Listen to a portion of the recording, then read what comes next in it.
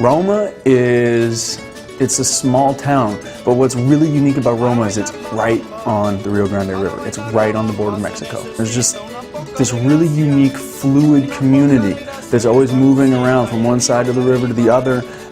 We mix language on a daily basis. Spanglish is the lingua franca of this community. And people around here don't usually go very far from here. It's very calm. I'd rather live in a small city than in a big city, because in the big city it's very loud. I hate loud noises.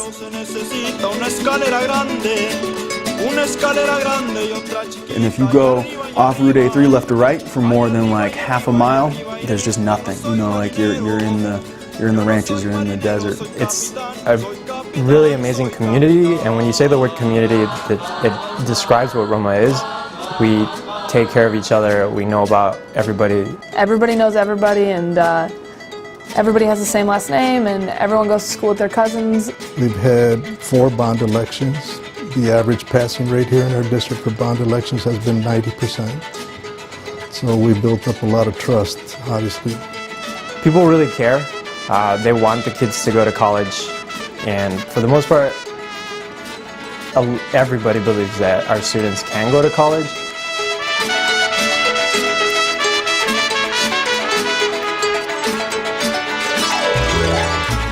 And Teach for America has been down here for a long time, and we're pretty respected, I think, by our peers and by community members for coming down here, and mostly appreciated. So we have a group of young people that come from Teach for America that bring a passionate dynamic to the equation, and they have sincerely helped us elevate learning experiences here at Roma ISD. Before I started teaching my first year, I'm getting my classroom set up, and Alan Main walks in the room with his 4 kids. And one of his kids is Samantha Main. And he introduces himself to me as a 1992 Corps member, and he says, "This is Samantha, and she's going to be in your class this year." And I was like, whoa. Because of Alan Main, the mariachi program here in Roma is what it is, because he's been teaching guitar lessons since the kids are like itty-bitty little kindergartners.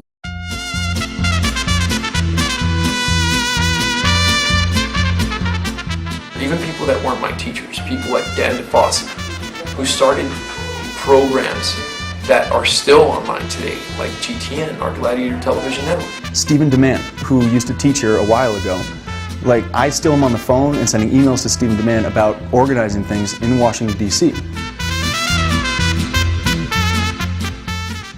Growing up, I can think of the best teacher I had was TFA.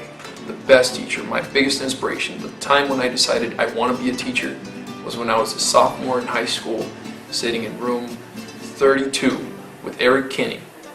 Best teacher I've ever had. He drove every single student to a just completely new level of achievement. In short, this guy changed my life. And he made me want to become what I am now, a teacher. And every day that I'm working, I do try to become a little bit more of what that man was. I had no training whatsoever, and I started an alternative certification program, and my mentor was also, she was a 3rd year Teach for America. She had just been a CMA that summer, and I stuck to her like glue. She was and is an amazing teacher. She is still teaching now, and I owe everything to her. I owe all my experience and my training to her.